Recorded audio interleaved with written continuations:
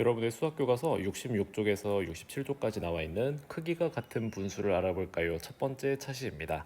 분수의 크기를 비교하는 내용부터 들어가게 되겠네요. 첫 번째, 실과 시간에 크기가 같은 두 개의 어항을 꾸미려고 합니다. 근데 왼쪽 어항에는 어항의 3분의 1만큼, 오른쪽 어항에는 어항의 6분의 2만큼 물을 채우려고 한대요. 그때 두 어항에 채울 물의 양을 어떻게 비교하면 좋을까?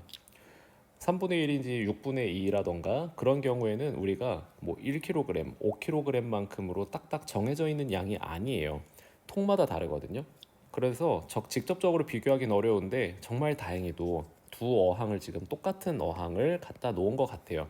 그렇다면 물의 양을 비교하기에 가장 좋은 방법은 높이를 비교하면 되겠죠.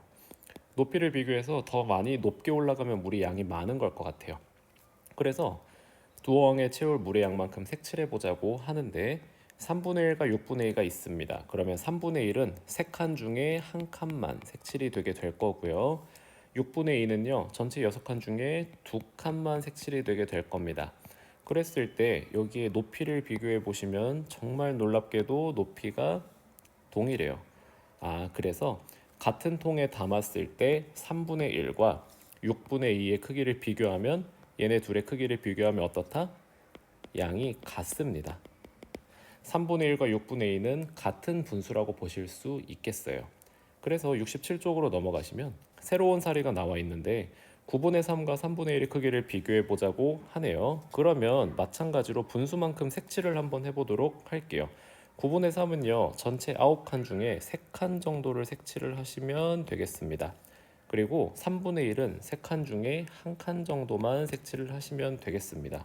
그랬을 때 이 친구를 이런 식으로 보시면요.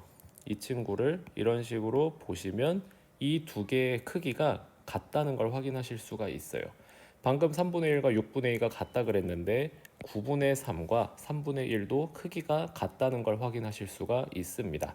그래서 얘네 아래에 나와 있는 친구들을 보시면 지금 여기에서 전제하고 있는 거는요, 1번, 2번, 3번 네모가 모두 같은 크기의 네모예요. 자, 네모가 같을 때 5분의 1은 지금 5개를 나누고 그 중에 하나만 색칠을 했단 말이에요. 그런데 지금 잘 보시면 10분의 2는요, 5분의 1을 세로로 똑같이 하나를 더 선을 그었어요. 그렇게 됐을 때 칸은 10칸이 되었지만 한 칸 그리고 두 칸을 합쳤을 때 이 5분의 1에 있는 만큼과 크기가 똑같습니다.